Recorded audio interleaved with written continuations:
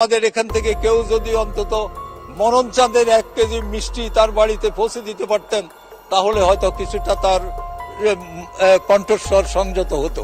মন সাহেবকে আমি বলবো, আপনি একেবারে সবাইকে দুর্নীতিবাজ ভাববেন না প্লিজ। আপনি যেভাবে বলতেছেন কথা, এইভাবে একটু হিসেব নিষেধ করে খোঁজ খবর নিয়ে সঠিক তথ্য সংগ্রহণ করে তারপরে আপনি কথা বলবেন। সেই সুমন সাহেব কখনো কখনো তার তথ্যের ঘাটতি থাকে। একজন আছেন বিলেত থেকে লেখাপড়া করে এসছেন ব্যারিস্টার, তিনি এমন সব কথা বলেন এমন ভাবে মনে হয় যেন ঝগড়া করছেন। যার মুখে মিষ্টি নেই তাকে তো বোধহয় ছোটবেলায় মধু খাওয়ায়নি। আরে 7 বছর আগে জারি রঙ্গল যে আছে এতনকাই এমপি এর কোন জায়গা আকাশের মতো। এখন বেশি সুমনকে মধু খাইতেই বলবেন, কেননা আপনাদের চোর দুর্নীতিবাজদের যে ধরে ফেলতেছেন তিনি সতীবাস। তিনি এক পর্যায়ে কথা বলতে বলতে গিয়ে এই কথাই বললেন যে তিনি যে কালভার্টগুলো নির্মাণ করতেছেন, ব্রিজ নির্মাণ করতেছেন, সেটাই নাকি তাদের খাদ্য এবং দ্রব্যমূল্যের ঊর্ধ্বগতির জন্য কারণ হতে পারে।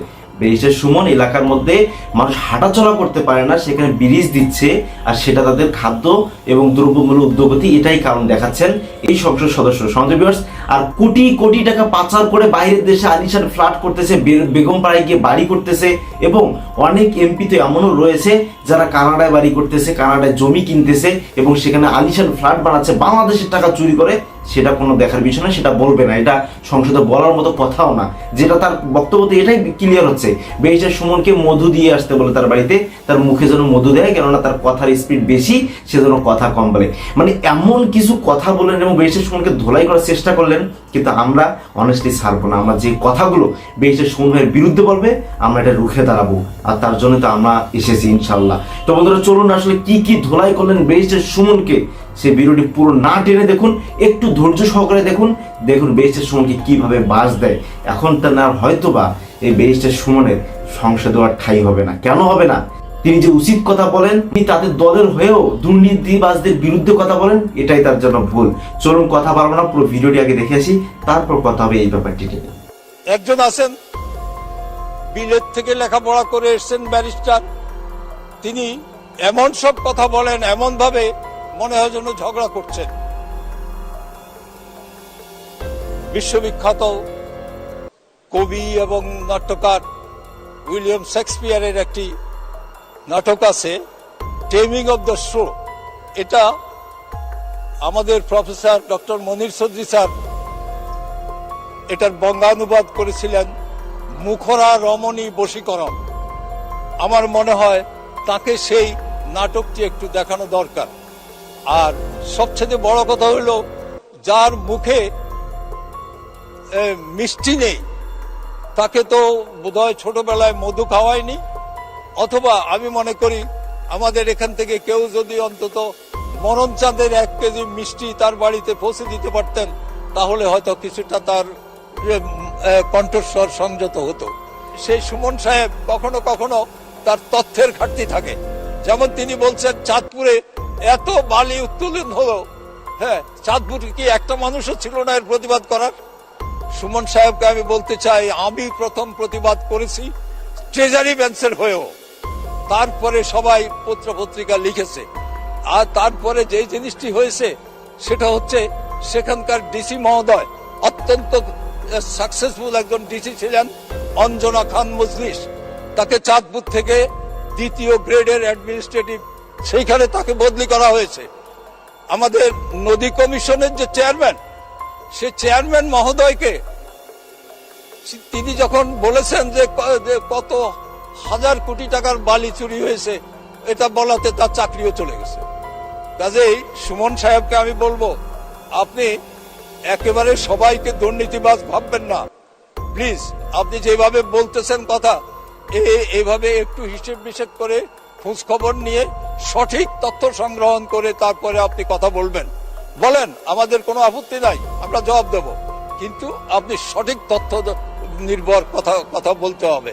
বাংলাদেশের অর্থনীতি আজ ছোট অর্থনীতি নয়, অনেক অনেক দেশের চাইতে অনেক বড় অর্থনীতি, এবং এখন আমাদের 33তম বৃহৎ অর্থনীতির দেশ হচ্ছে বাংলাদেশ। আজকে আমাদের বাজেট হচ্ছে প্রায় 8,000 8 লক্ষ কোটি টাকার বাজেট হচ্ছে। সেই বাজেট আরো ভবিষ্যতে আরো বাড়বে এবং এই বাজেট আমাদের টার্গেট হচ্ছে উন্নত বাংলাদেশ, স্মার্ট বাংলাদেশ, জাতিকে স্মার্ট করার বাংলাদেশ। মাননীয় স্পিকার, আমরা সম্পূরক বাজেট নিয়ে আমাদের কিছু বুদ্ধিজীবী আছেন এবং তথাকথিত বিরোধী দল যারা এখান থেকে চলে গিয়ে তারা টক শোতে বসে যা খুশি তাই বলেন। একজন আছেন বিলেত থেকে লেখাপড়া করে এসেছেন, ব্যারিস্টার। তিনি এমন সব কথা বলেন, এমন ভাবে মনে হয় যেন ঝগড়া করছেন। বিশ্ববিখ্যাত কবি এবং নাট্যকার উইলিয়াম শেক্সপিয়ারের একটি নাটক আছে, টেমিং অব দ্য শো। এটা আমাদের প্রফেসর ডক্টর মনির চৌধুরী স্যার এটার বঙ্গানুবাদ করেছিলেন, মুখরা রমণী বশীকরণ। আমার মনে হয় তাকে সেই নাটকটি একটু দেখানো দরকার। আর সবচেয়ে বড় কথা হলো, যার মুখে মিষ্টি নেই তাকে তো বোধহয় ছোটবেলায় মধু খাওয়ায়নি। অথবা আমি মনে করি আমাদের এখান থেকে কেউ যদি অন্তত মনন চাঁদের 1 কেজি মিষ্টি তার বাড়িতে পৌঁছে দিতে পারতেন, তাহলে হয়তো কিছুটা তার কণ্ঠস্বর সংযত হতো। এইখানে আরেকজন নতুন সদস্য। আপনি 5 মিনিট বলুন। জি, থ্যাংক ইউ মাননীয় স্পিকার। তো আমি সেই সুমন সাহেব কখনো কখনো তার তথ্যের ঘাটতি থাকে। যেমন তিনি বলছেন চাঁদপুরে এত বালি উত্তোলন হলো, হ্যাঁ, চাঁদপুরে কি একটা মানুষও ছিল না এর প্রতিবাদ করার? সুমন সাহেবকে আমি বলতে চাই, আমি প্রথম প্রতিবাদ করেছি ট্রেজারি বেঞ্চের হয়েও। তারপরে সবাই পত্র পত্রিকা লিখেছে। আর তারপরে যে জিনিসটি হয়েছে সেটা হচ্ছে সেখানকার ডিসি মহোদয় অত্যন্ত সাকসেসফুল একজন ডিসি ছিলেন, অঞ্জনা খান মজলিস। তাকে চাঁদপুর থেকে 2য় গ্রেডের অ্যাডমিনিস্ট্রেটিভ সেইখানে তাকে বদলি করা হয়েছে। আমাদের নদী কমিশনের যে চেয়ারম্যান, সে চেয়ারম্যান মহোদয়কে তিনি যখন বলেছেন যে কত হাজার কোটি টাকার বালি চুরি হয়েছে, এটা বলাতে তার চাকরিও চলে গেছে। কাজেই সুমন সাহেবকে আমি বলবো, আপনি একেবারে সবাইকে দুর্নীতিবাজ ভাববেন না প্লিজ। আপনি যেভাবে বলতেছেন কথা, এইভাবে একটু হিসেব নিষেধ করে খোঁজ খবর নিয়ে সঠিক তথ্য সংগ্রহণ করে তারপরে আপনি কথা বলবেন। বলেন, আমাদের কোনো আপত্তি নাই, আমরা জবাব দেব, কিন্তু আপনি সঠিক তথ্য নির্ভর কথা বলতে হবে।